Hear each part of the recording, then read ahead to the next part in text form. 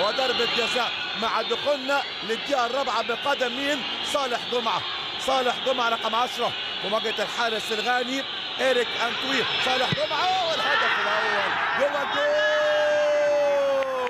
الهدف الأول، هدف التقدم، هدف الفرحة الأولى لشعب مصر وشباب مصر في هذه المباراة في مرمى منتخب غانا. 1-1-1 لا شيء. منتخب غانا من ضربة جزاء بمهارة عالية بقدم النجم صالح جمعة يسجل مشاهدينا الهدف الأول وهدف للتقدم في الدقيقة الرابعة من عمر المباراة من ضربة جزاء، من مهارة موجودة من الكهرباء وعرقلة موجودة، والقرار كان ممتاز من حكمنا العربي الجزائري مهدي عبيد شارف ويحطها بمهارة عالية جدا. صالح جمعة اللي بيقدم مستوى ما شاء الله عليه. وصالح جمعة مشاهدينا متخصص في تسجيل أهداف في مرمى منتخب غانا، كان هو صاحب هدف التقدم وهدف الفوز على منتخب غانا في لقاء الدور الأول.